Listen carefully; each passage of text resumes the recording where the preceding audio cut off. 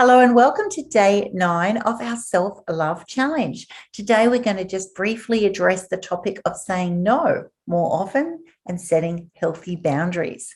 Because it's hard to say no, right?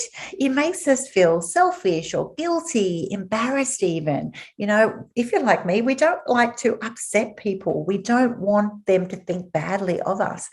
So sometimes it's easier to just say yes than to deal with the angst of other people's reactions to us, But what is this behavior costing us? That's what we want to address today.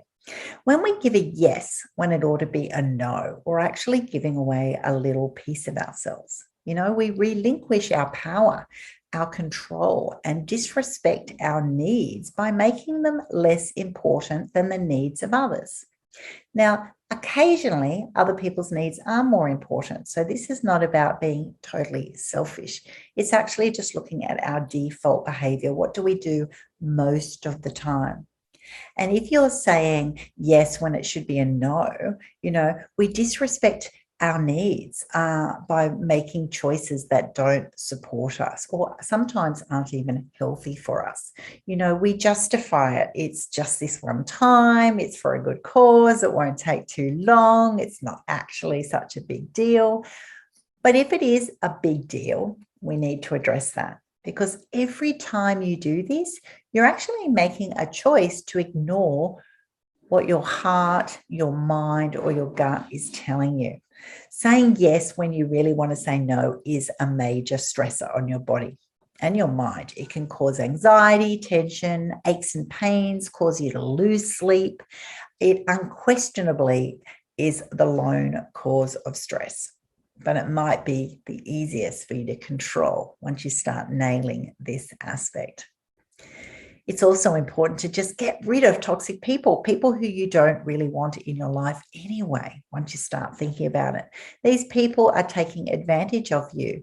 They leech onto you. They complain all the time. They're gossip mongers. They're responsibility duckers. They are master manipulators who are actually using your guilt and manipulating you and putting pressure on you to say yes. So if you consistently give a firm no, what will happen is you'll find that they will go away and find a weaker target.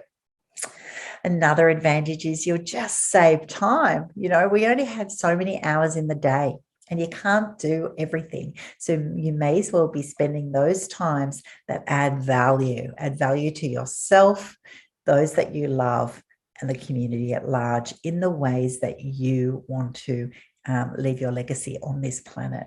All right. So don't let other people determine how you set your to-do list or how you prioritize your agenda. Otherwise, you're giving away your precious time, and it is really precious. So it's important to use your time in ways that honor your priorities and help you to reach your goals and serve your needs. So you decide what's worth your time and what's not. By doing that, you will find that you have more energy. Taking on things that you don't want to do absolutely zap energy. So let's not do that. Let's say no to those so you can pour more energy into the things that you care about. You'll end up doing a much better job. You'll have so much joy and satisfaction. It's a no-brainer. It makes you feel better, be happier, increase your productivity.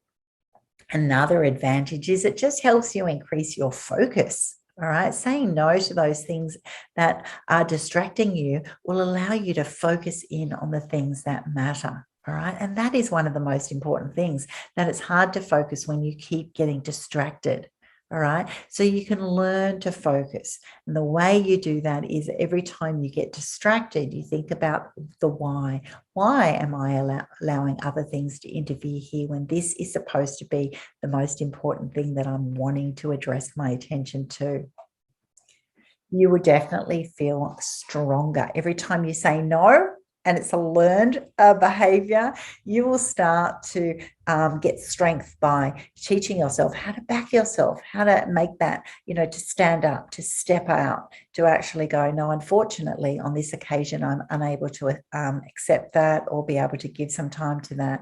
And so you're honoring yourself, you're respecting yourself, giving clear, firm no's. You don't have to do it in a rude way. In fact, I encourage you to do it in a very, very polite way, but it's actually about protecting your boundaries and, most importantly, respecting and loving you.